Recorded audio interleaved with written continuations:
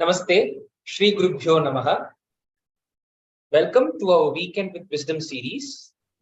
In this week, we will be going into the topic Indian knowledge system and formal systems. We have with us the speaker for this week, Shankara Bharadwaj, Khandavalli ji. Namaste, Shankara ji. Thank you so much for joining us. Before I introduce Shankara Bharadwaj ji, I would like to chant a prayer and begin this session.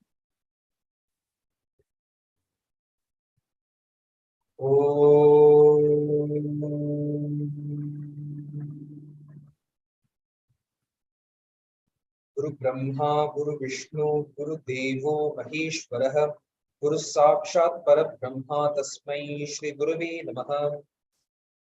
Samasta Jana Kalyani Niratam Karunamayam Namami Chinmayam Devam Sadgurum Brahma Vidvaram. Om.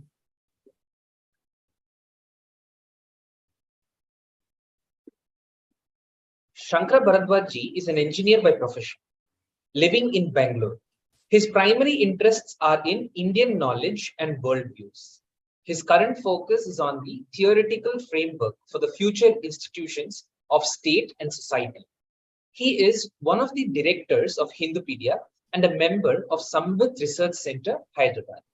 Today, we will be talking about, again, the topic Indian knowledge system and formal systems. There has not been a lot of systematic study in this space. So I am really looking forward to listening to you, Shankaraji. Thank you so much. With that short and brief introduction, I hand over the session. Thank you. Thank you. Namaskar.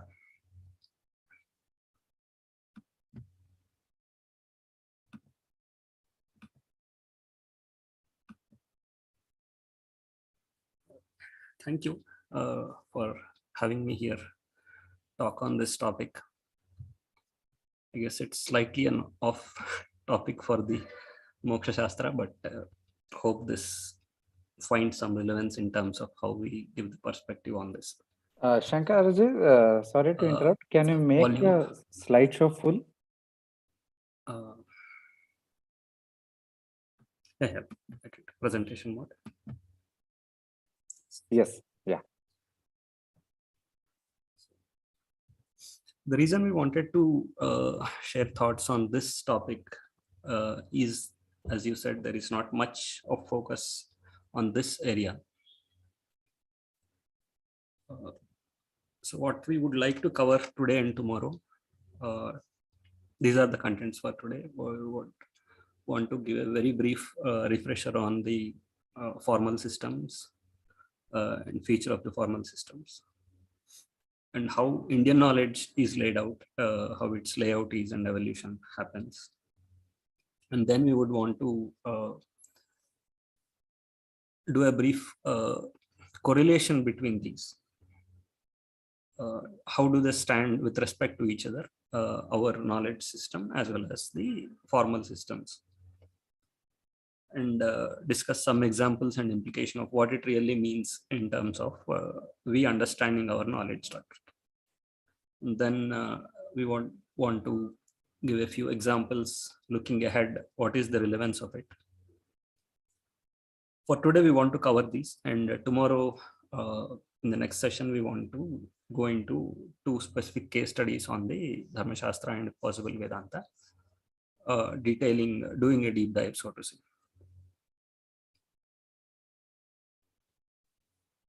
So this is a very elementary introduction, so pardon me if and most people might be aware.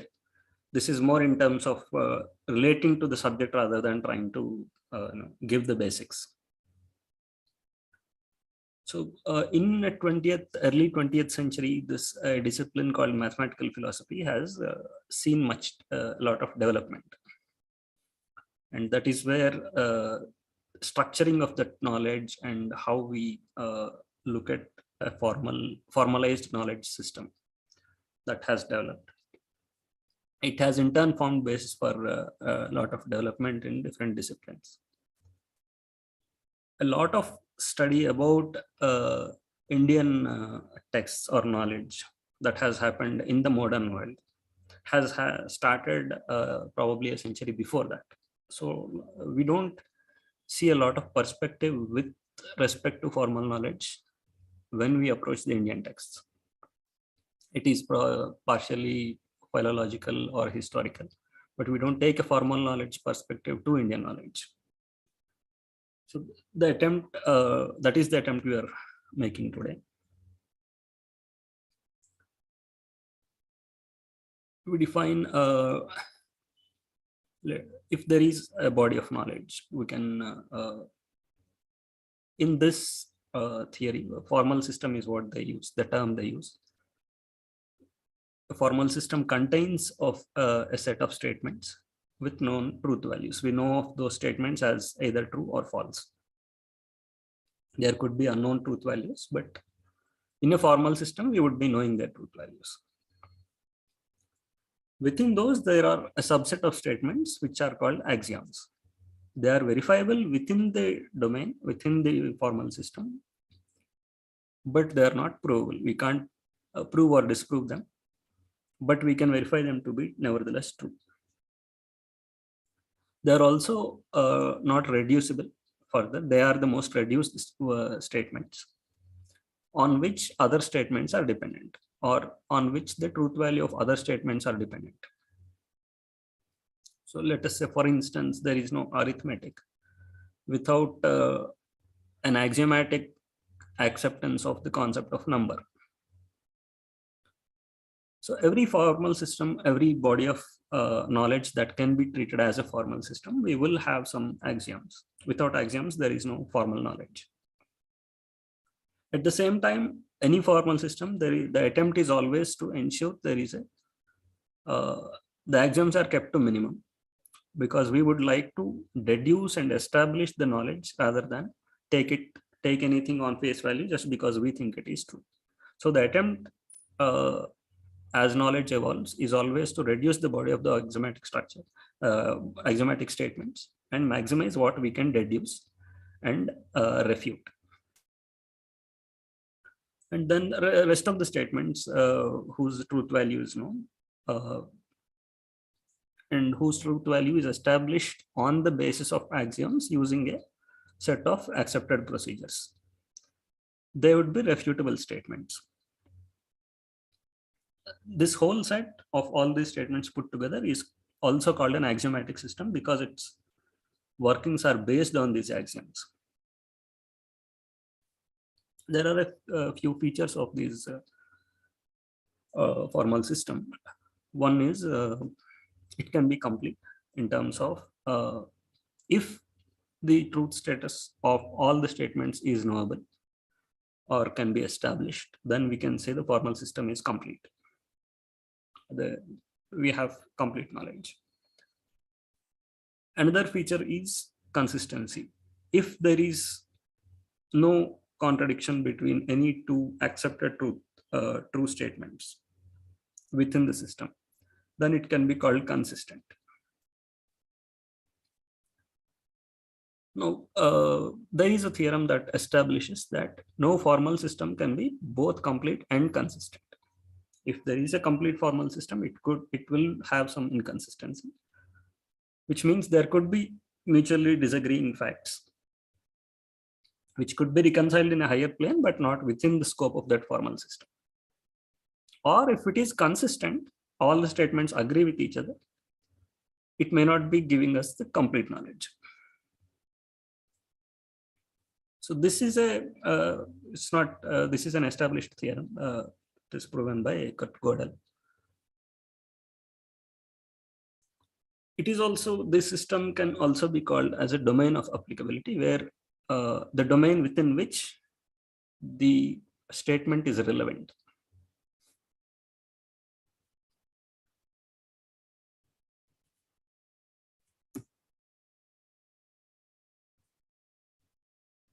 So within this formal system,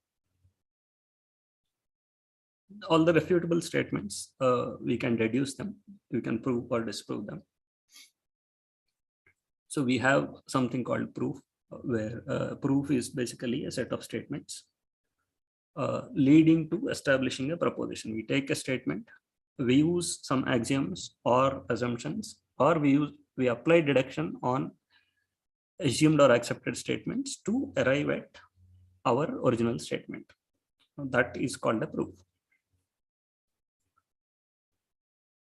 Any statement that has a proof, a valid proof, is a provable statement or a deducible statement within that formal system. Based on the axiom, we can prove what is proven. There is a theorem, and what follows from an axiom or theorem is a corollary. Corollary is always provable. Theorem is also provable. The other concept is of theory. Theory is a set of self-contained, internally consistent set of statements, and it is usually refutable. So basically, we can say it is a hypothesis. It can be proven, it can be disproven. As we know, as knowledge evolves, what is assumed to be true at some point becomes falsified later, and then it gets rephrased into new theories and all that. This is how knowledge evolves.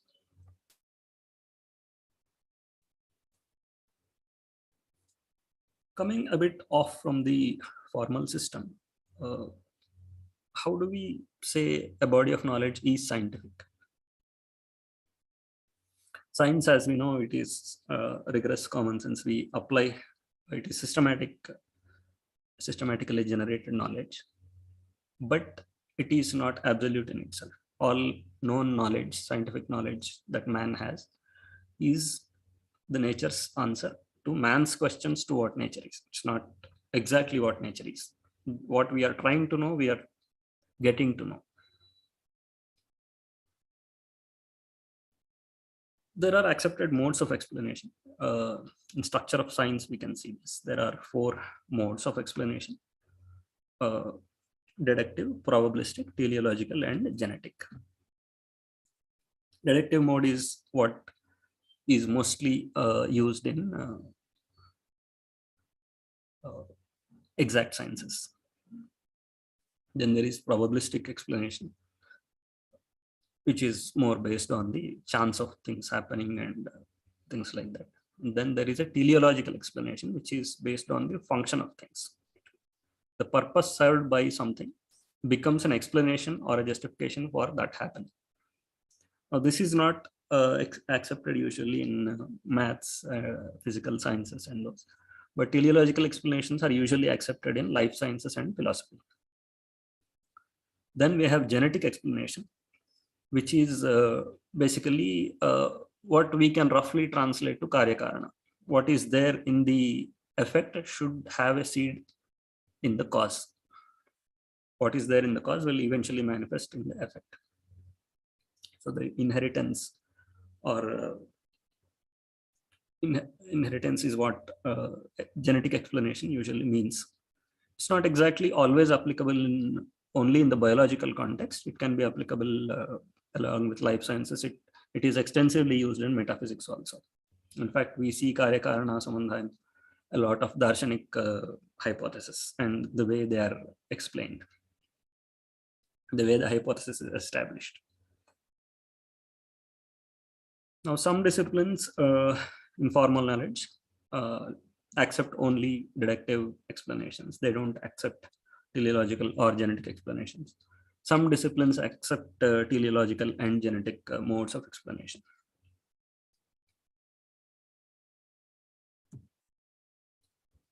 With this brief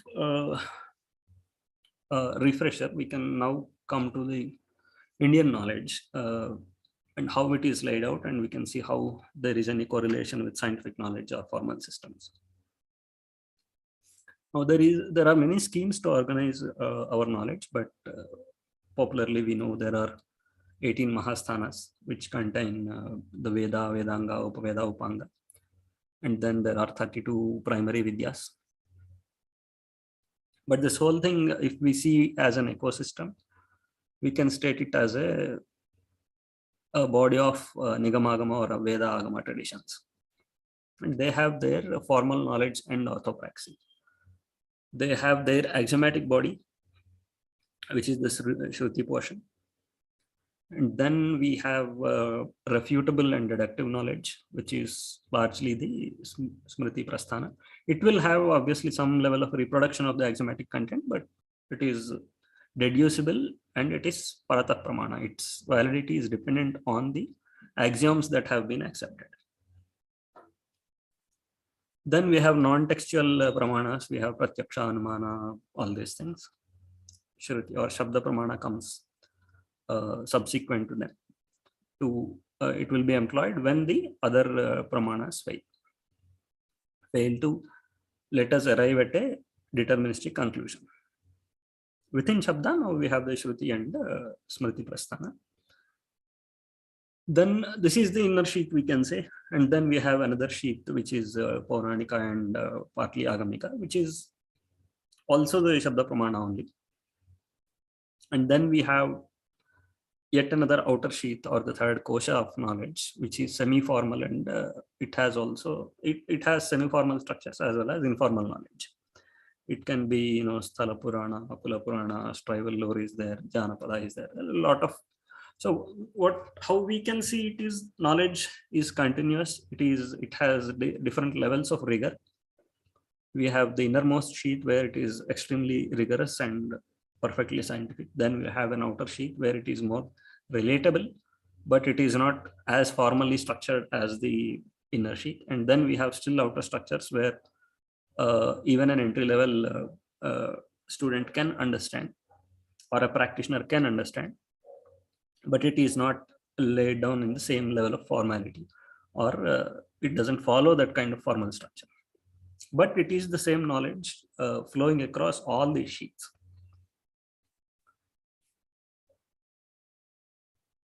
Now, why this is arranged like this? Because society is like that. Our knowledge basically reflects our society. Knowledge has all these sheets. Society also has all these sheets. We have very trained people. We have partially trained people who are more interested in practice and less in the technical rigor. And then we have people who are beneficiaries of all these things, but not generators of the knowledge. So the society has all the sheets. Similarly, knowledge also has all the sheets. Inner sheets are more rigorous. Outer sheets are more accessible to less trained individuals. The more formal training and practice and experience one has, the more one gains access to the inner sheets of knowledge. I mean, this is very similar to how any formal knowledge works. It is not specific to sciences or anything. This is how any knowledge in general is. You can see how similar it is to the present knowledge system. How does our knowledge evolve then? This is the broad structure. So we can see it is an inverted tree with most of the axiomatic and generalized knowledge at the root. And then we have nodes of these trees developing into branches, leaves. This root or the axiomatic text updates are obviously very, very rare.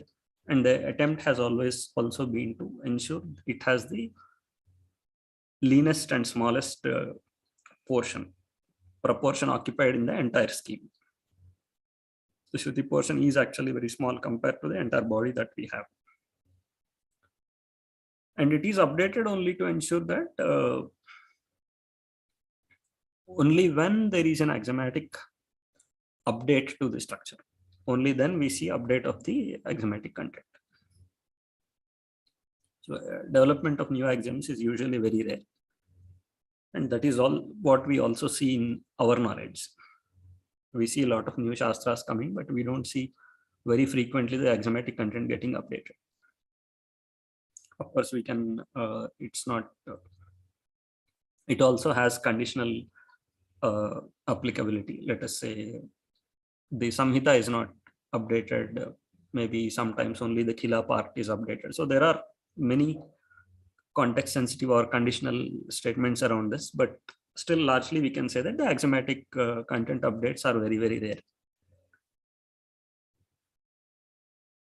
Now, in the inverted tree structure, obviously the most general will be at the root. The most impersonal, eternal knowledge will be at the root. More specific knowledge that we can relate to us, our lives, or what we can see in the world, that will be found more in the nodes that are closer to the leaf than the root. But this whole tree structure is not essentially a chronological evolution. That's one thing we will need to take note of. There could be more recent developments which would find themselves more at the root. There could be older knowledge which would be closer to the leaves or the branches. And this is how the knowledge in general, also this is how discovery happens. Typically a specific discovery happens, then as time progresses this knowledge evolves, and then it gets more abstracted and generalized. So the general doesn't have to always be chronologically older. It will be at the root in the knowledge structure, but is not chronologically older. And this is in fact also a very relatable example. If we take, let us say somebody says Sanskrit is the mother of all languages. This is the sense in which we can relate to it. That is the most general and structured language we can get, and the most well-defined one. It is not essentially, it doesn't have to be that it is the chronologically the oldest one. Obviously its name is Sanskrit. I got, that Sanskarana has happened and it came to that most well-defined state. And there are states obviously before that which are older, but they are not the logical generators of this. So in the chronology it could come late, but in the tree of knowledge it will be at the root. And this the reason why this needs to be emphasized is, as mentioned, in 19th 20th century most of the scholarship has seen our knowledge in terms of a chronological evolution. They have not seen this as a structure, as a formal structure. If we apply a formal structure, it starts looking very defined. Now Siksha, for instance, it is a Vedanga. It will be more at a root level. Sangeeta or music, it will come later. It does not mean that a swara has been discovered before the Siksha. Siksha would have probably come later also. But it happens to be more at the root level in the knowledge structure. Another aspect to this we'll need to understand is texts evolve over time. So there is no post-mortem view of any text. In a living tradition, we know that the text evolves as knowledge evolves. So single author, somebody gave a theory and that theory remains that way. That's not the case. In a living tradition, it's slightly different from how we can see this from a historic perspective. A history of knowledge is different from the living knowledge.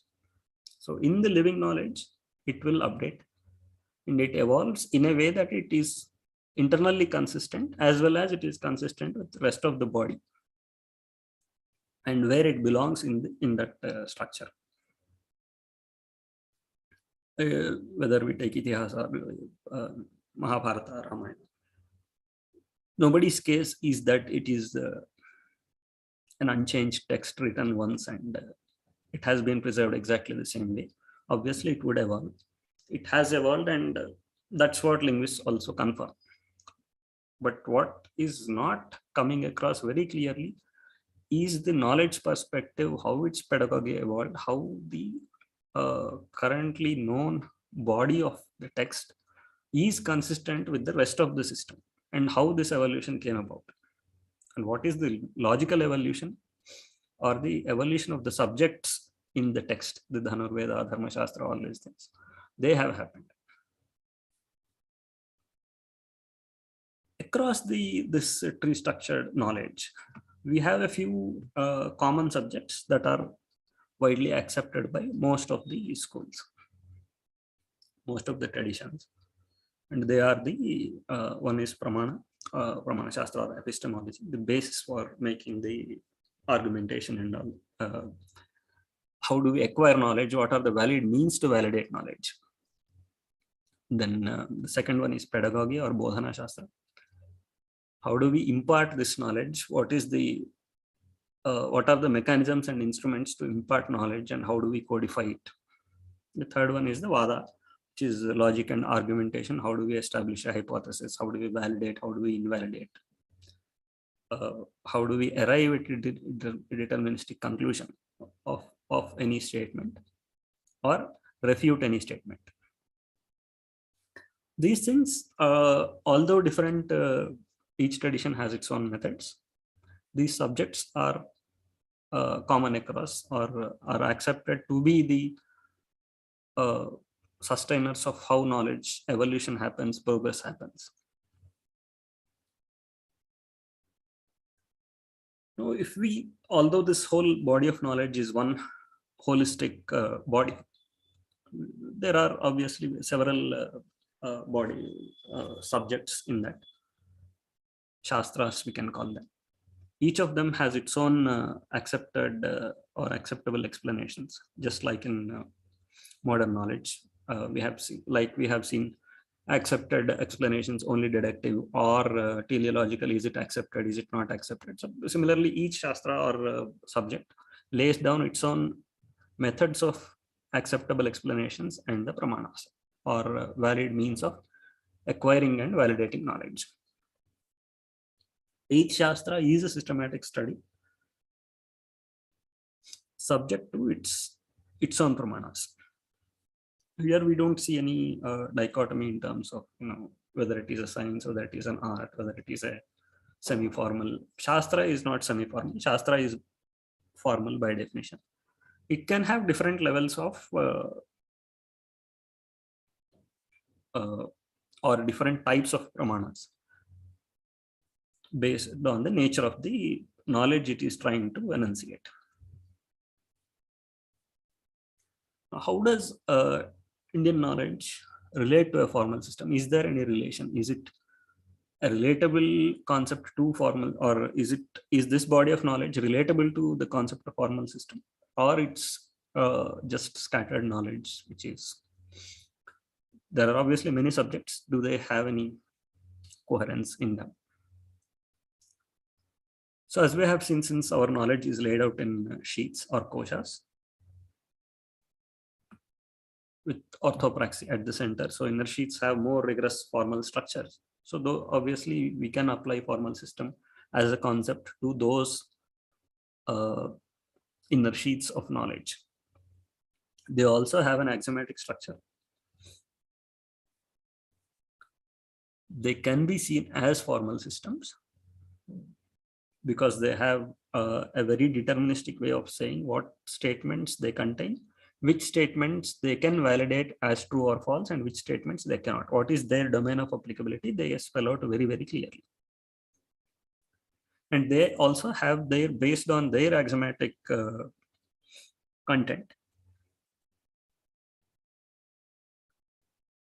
they have methods by which rest of the knowledge can be deduced or established or refuted. And this is how a lot of texts have actually evolved. Their content has got added, removed, changed, modified based on this axiomatic basis. And a combination of the methods, acceptable methods that are used for refuting and updating. The majority of the texts are obviously evolving. They have refutable content. Most of the content is refutable. And they also have very clear rules to establish what statements are acceptable as axiomatic and what is not acceptable as axiomatic. For instance, it's a very popular example. Bhagavad Gita, it is divine text and all that, but it is not an axiomatic text. It is not the Shruti portion. It is a compendium. The nature is not axiomatic. And it is also derived. It can also be called a summary of all the knowledge of the Shrutis and all that. By that virtue itself, it is not axiomatic. All this is applicable for the inner sheath of the knowledge. Now there are outer sheaths which are semi-formal. We also have very informal layers, which can't be really seen as formal systems, exactly as formal systems. Now there are the Vedangas, there are several ancillary subjects that are required to understand the axiomatic knowledge. So we have also laid down a very clear procedure as to how the axiomatic knowledge needs to be interpreted, what is its context and domain. And then we have additional subjects called Upangas, which enable a methodical study of the whole domain.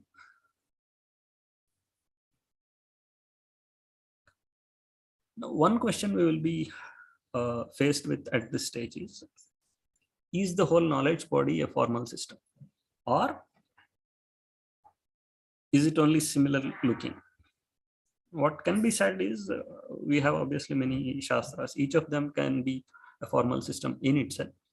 Some are formal systems which abide by this completeness and consistency criteria. And then we have this whole grand body, which is very fluid, which while it has a very clear structure at the center, it has too many sheaths and the whole body can't be treated as a formal system. We have several formal systems and also a grand formal system, an umbrella, which contains all these things. But this thing applies only primarily to the inner sheath.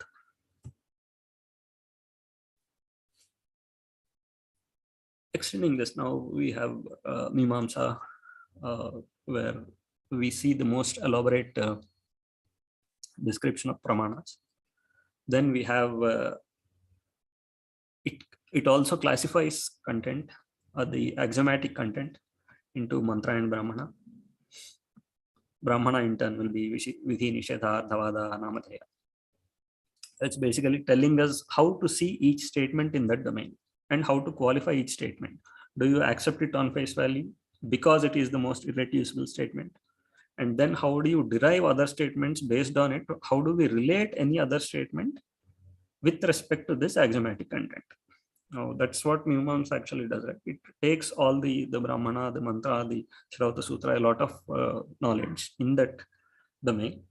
And then it establishes a consistent mechanism to derive, refute, accept knowledge. Out of these axiomatic core, the mantra is the primary axiomatic. It is the statement of, you can say it is largely ontological in nature. It is about the world, nature of the world. It could be the impersonal, eternal, or the unchanging nature of the world, which is why it is kept at the root. We also have some level of normative content. By definition, we can't say normative is axiomatic because it is something that we lay down and things change over time.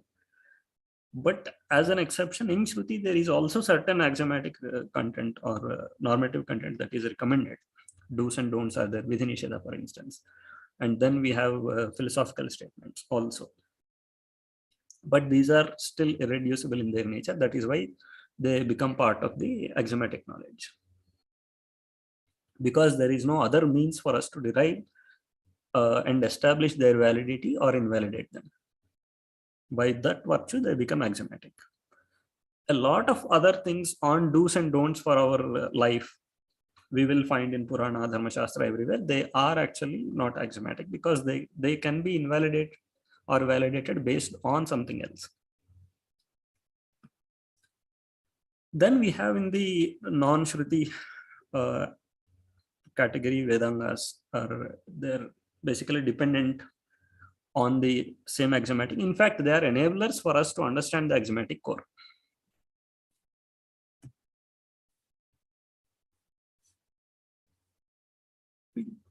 Looking at the ecosystem itself, now we know that traditions are what sustain our knowledge. Like we have sheaths in the knowledge, like we have sheaths in the society, we also have sheaths in the tradition where different levels of rigor of practice and training are there. Each tradition has its own body of knowledge, or the body of knowledge it accepts as valid for that tradition. So in that sense, each tradition maintains its own restrictions or body of knowledge, which is internally consistent. But by virtue of being internally consistent, it is not complete.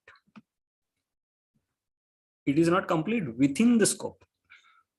So if we have, that is why, let's say if we say 4 Vedas, that whole thing could be a complete body, but each recension in itself is only internally consistent. Overall completeness is achieved through a cross-sectional view. It is achieved across versions.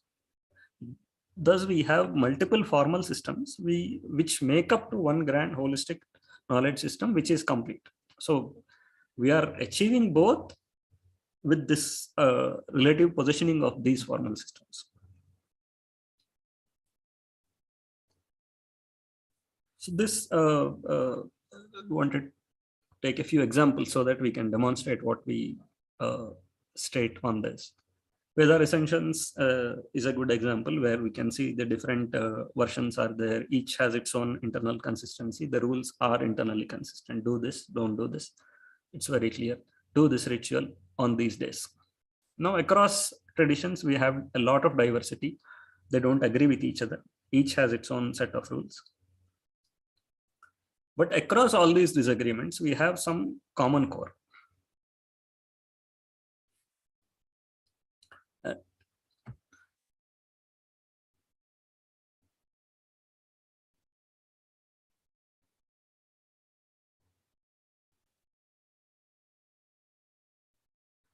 Yes, this is a good question. So importance, when we say importance is very relative for each, it is, let us say Bhagavad Gita is there. As part of Prasthanatra, it is a core text for the Vedantins. In that sense, it is extremely important for them. They don't position it as more important or less important than the Veda. But for their curriculum, that is a core text that is telling them their theory. So in that sense, it will be a lot more relatable and more central in their tradition. That does not obviously mean, again, if we, within that Vedanta tradition, if you see some people are more well versed with the Veda, some are not, because for a practitioner, it doesn't matter what the Veda says. And for the practitioner, what matters more is how that he is relating to that subject. If he is able to relate at this level, he will relate to it. So there is no in terms of relative importance is not how we can see it, because that keeps varying across the sheets. So coming to Mahabharata or Itihasa, now it also, as we know, it has multiple recensions, and each recension is internally consistent. And across all the versions, we have a completeness of view in terms of we don't lose any knowledge. We can ascertain any assertion across all the versions. But within each version, we only have internal consistency. We can't establish everything in a very deterministic way. Why is this important to understand? Is there a single Mahabharata, or is there a single book called Veda? This is where our challenge comes. Does Veda accept something? The question can only be whether Veda accepts, whether a certain recension accepts or not. It can't be whether Veda accepts, or it can't be whether Mahabharata accepts. There could be one recension which accepts. Because when consistency is the question, it is a specific recension that we have to go to. So Charitra, I mean, there is it's not exactly that Charitra and Itihasa are differently used, but I'm using it in a more phenomenal sense to refer to our histories. Let us say the Rajavamsha Charitra is there.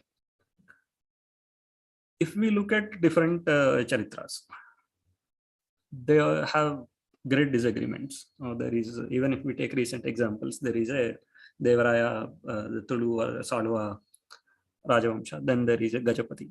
They will have disagreements, but each has its own Charitra, which is internally consistent. Completeness of view we are achieving across when things are put together.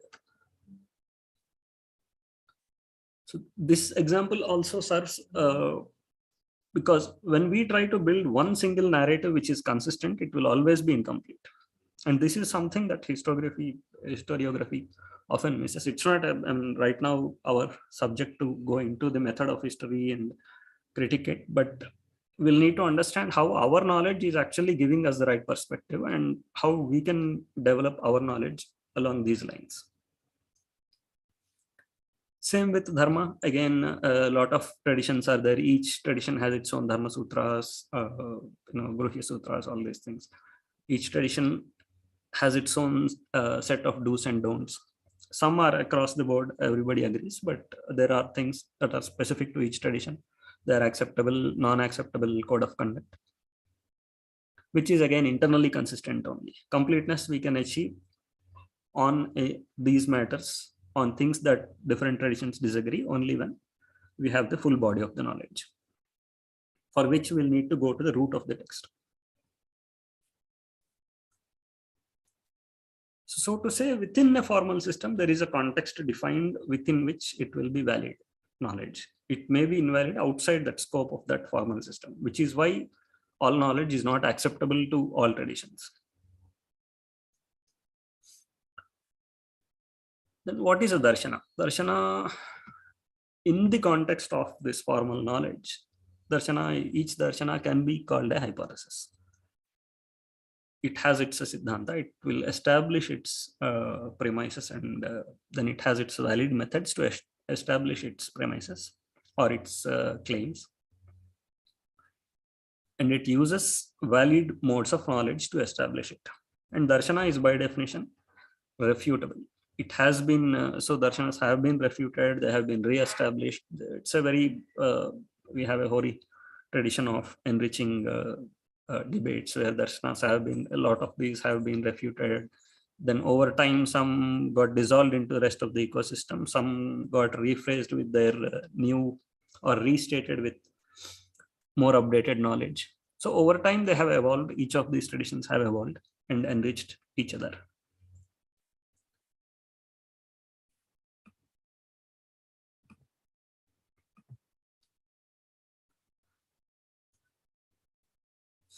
What are a few implications of this?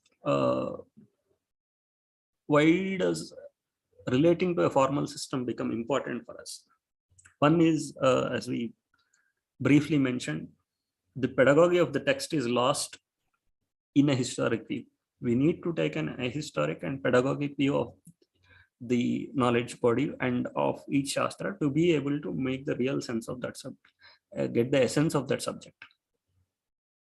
This needs to be, in that sense, each Shastra need to be positioned as a Shastra rather than as a history of a Shastra.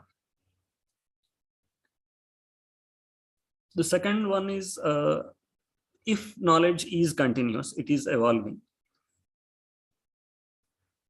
is there any relevance of notions like interpolation, extrapolation, all these things?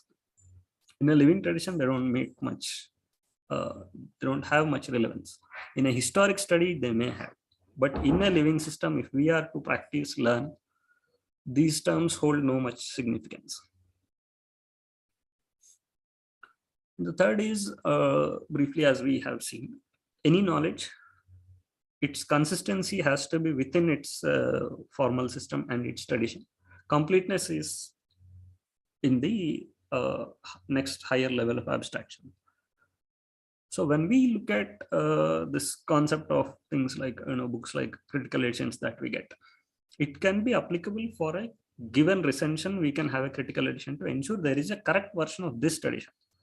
We can't have a correct version of something across all the traditions trying to reconcile all of them, because once we reconcile, we lose consistency.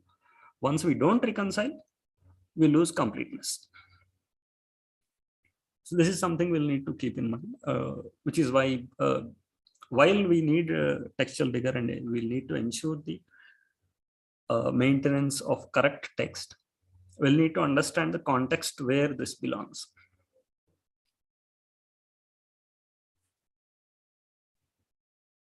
Looking a bit further ahead, Now, we have certain knowledge, we have a rich body of knowledge.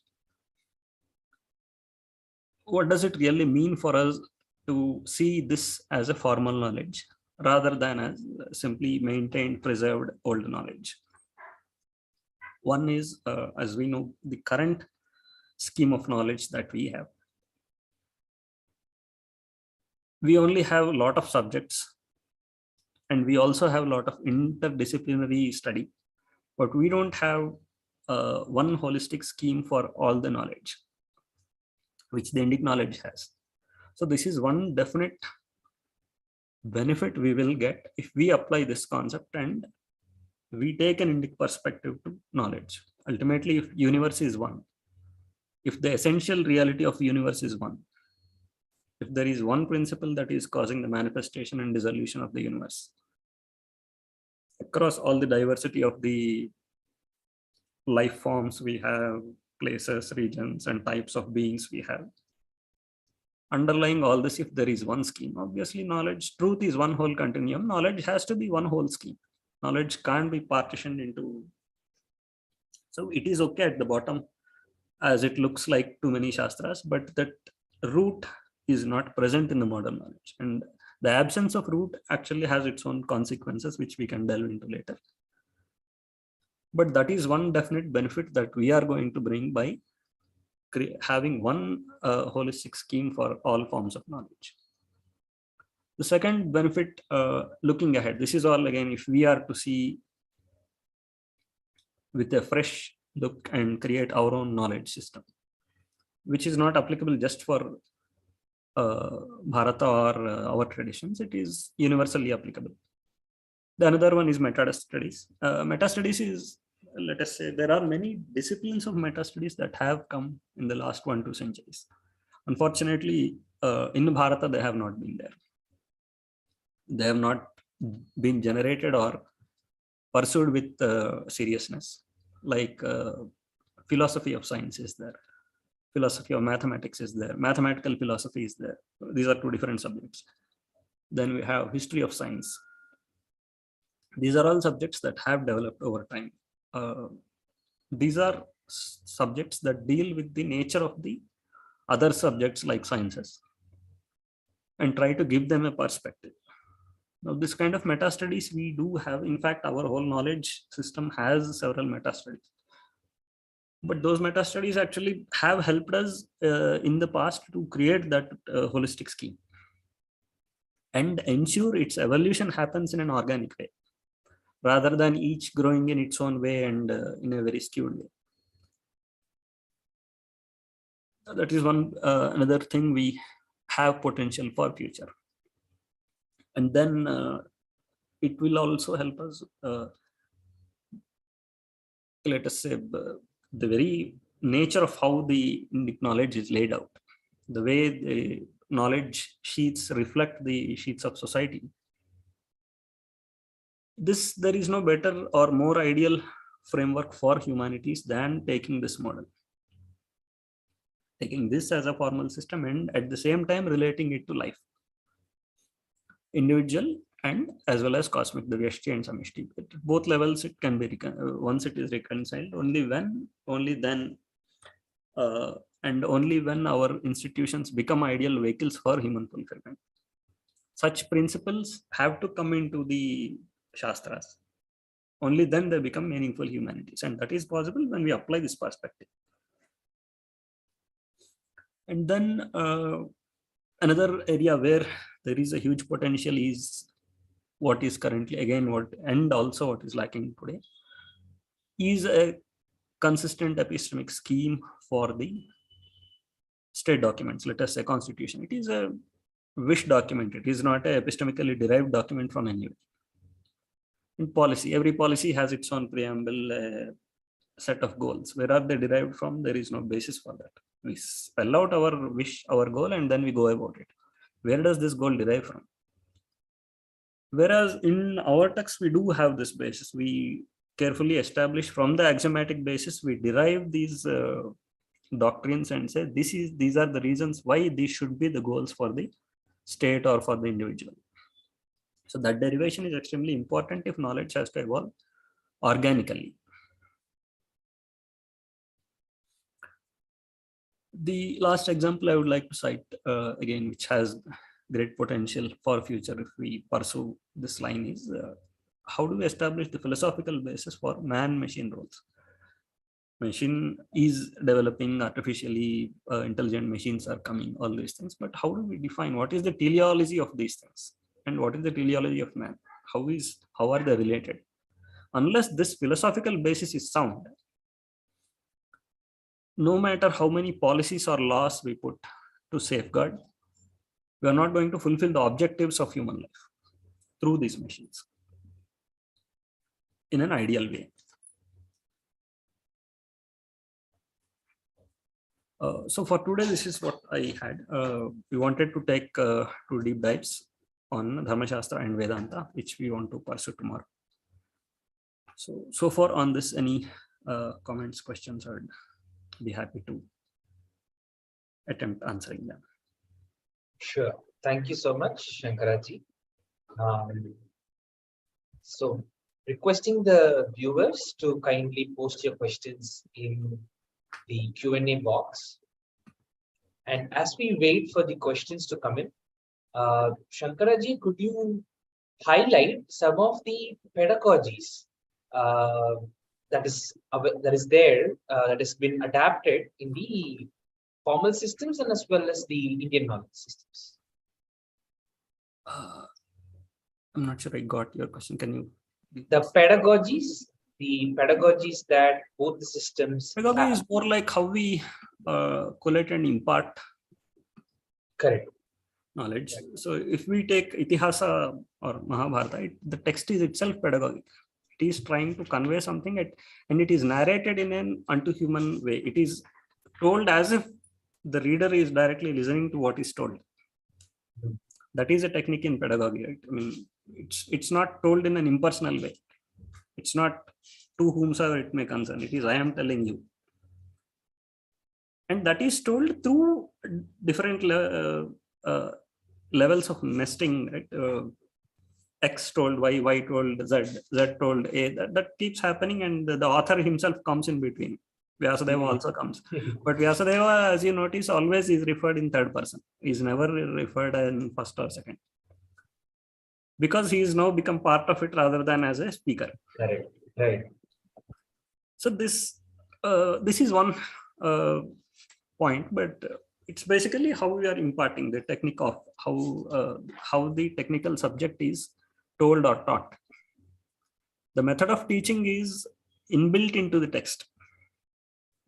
Like Dhanurveda, how Dhanurveda is taught through the Yuddha Kandas, Yuddha Parvas. It is, nobody is telling you a theory there. They are teaching the subject through the stories. Right. And through the conversations and all that. So this is what makes the subject relatable to us in a very direct way. And that is also why we keep reliving it every day. We can relive all that is told in the Mahabharata or Devi Bhagavata anytime we seek to. Right. So in terms of pedagogy. Wonderful. And could you again speak about the sheaths from outer to inner, and how does the systems approach that? Inner to outer is primarily in terms of the level of rigor and formality. The more inner sheath you have, the, let us say, the Veda is there, the Shruti is there, and then everything that you establish based on that. That is the axiomatic system that we have. The more outer we go, the more it is explained in a way that is relatable to the practitioner, and less in a way that you can academically establish. Okay. So that is why we have all these questions, controversies, right? Where is the source for all this? Somebody says, okay, it is told in my tradition, but who told it in your tradition? But if we understand the sheath, it is very clear. In one sheath, it is academically established. In one sheath, it is not. It is meant to be practiced. The whole Upasana Shastra that we have, right? That is, its purpose is to be practiced. Its purpose is not to establish its claims. It is a given that they have been established elsewhere. So the more outer you go, you will find knowledge in a more relatable way, and also to a first-hand practitioner who is interested in practicing, without too much of worrying too much about establishing that. Through practice, they're knowing things. Right. And so would that mean that there would be a lot of diverse knowledge? Because when we talk about practice, it becomes more subjective, and you cannot establish a common thread across different practices. So would that mean it would it leads to diversification at that point as we move outer? In fact, disagreements also will be there. Okay. Each would want to have his own set of practices which are internally consistent. Right. Across two traditions, we can't have a consistency. So diversification is there in the very root itself. At the axiomatic text itself, you have samhitas meant for a different. Each recension has its own samhita. Right. And each agama tradition has its own shruti also. Their mantra bhaga is there. So diversity is in the very root of this knowledge stream. Wonderful. Some questions in the Q&A box. I shall relay them to you, Shankaraji. Would you include Nastika Darshanas as a part of this system? Yes and no. In the sense, they don't accept the Shruti as axiom, right? But they also have their own axiom. They are also formal systems. Nastikas have their formal system as their inner sheath. Right. So again, when we say inner sheath, it is not just one coherent sheath, right? Every tradition has its own inner sheath and outer sheath. Agreed. Wonderful. Would you consider Nastika Darshanas as being? Yeah. I think I have relayed this question to you. What is the notion of interpolation? So interpolation primarily in Indology or in history, we see this stated. There has been an original core, some text has been altered by others after the author has written the text. Few generations later, somebody has changed something. So now there is endless argument about something has been original, something has been modified. So if there is a postmortem view of text, that the text is closed, then there can be an interpolation. But if it is a living text that has been evolving with time, the notion of interpolation is not valid. Right. Which is my point. There could be corruption of text, but corruption is, again, what is the possibility of a corruption when the same text is read across the whole subcontinent? There would be different versions, obviously. As you said, diversification will be there. And that's not corruption of the text. That is an organic change itself. Could we call it an adaptation? It is an evolution. Evolution, right. Let us say Mahabharata is there now. You can always argue that so many thousands of years ago there were no chariots or golden crowns are not possible, all that, but we don't know. Right. It is quite possible that particular layer would have come later, but the point is the Dhanurveda as knowledge, you will be relayed as it is relevant to us. Right. It will not be told as Dhanurveda existed in a remote time. How is it relevant to us today? Right. So obviously knowledge would evolve.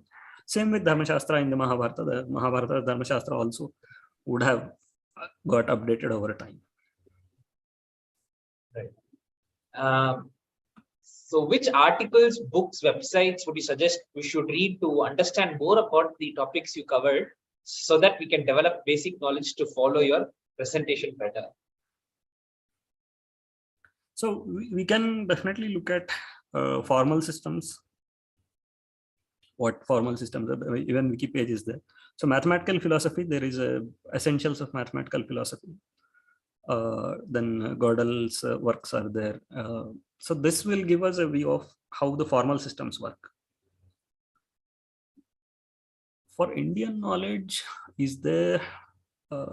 It will be slightly scattered. The Vedas is a book late Kanchi Paramacharya's small book, the Vedas, where he has given all the 18 Mahasthanas and the layout of the 32 Vidyas.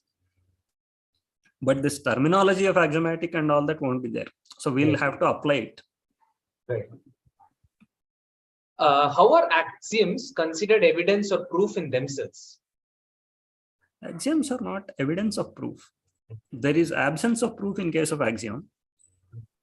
It cannot be proven or disproven, but it is verifiable as true. If it is not verifiable, if in any case you can show it as false, then it ceases to be an axiom. It's refutable in that case. Yeah, it becomes refutable. Exactly. Right. Wonderful. So, can absolute truth be arrived at in a formal system, given that it cannot be captured by reason? Neti, for example. Absolute truth has been stated, which is the beauty of the tradition, right? In the Shruti, it has been stated. But there are instruments to allow us state it. It's not a literal statement. It has to be a literary statement with its own instruments that enable us. Let us say Siksha is there, Jyotisha is there. There is certain level of symbolism that enables us to understand the import of this statement. Right. And such instruments are required for us to translate the absolute into a way that we can comprehend. And it has been brought into the formal system.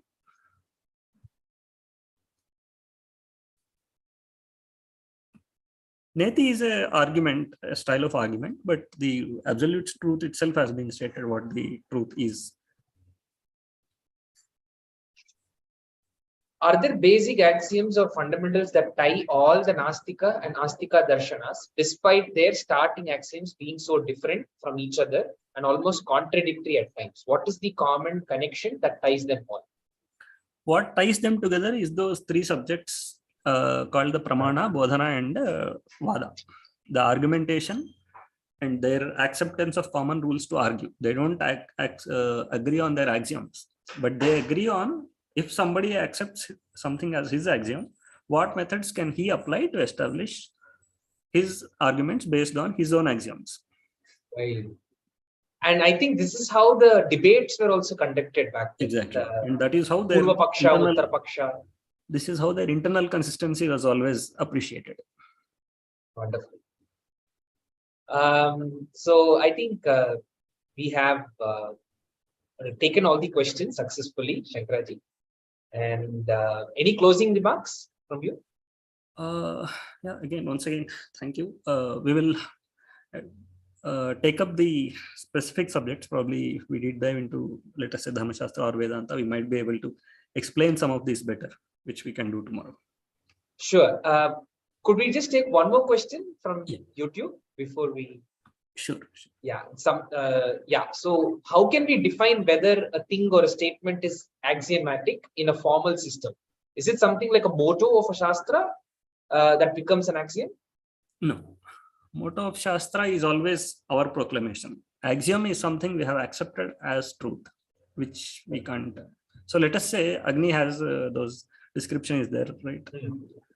3 feet and 4 horns, all these things. There is no proof for it.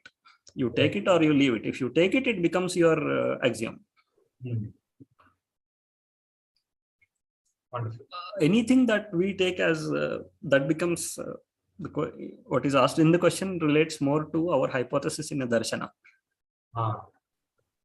You are saying this is your means to binding and this is your means to liberation. Right. Whether that is valid or not, we are going to establish it through our arguments. Right. Right. Thank you so much, Shankaraji. We will meet again tomorrow to continue our discussion. Thank you. Namaskar. Dear viewers, please join us tomorrow as well at 4 p.m. With that, we will conclude this session.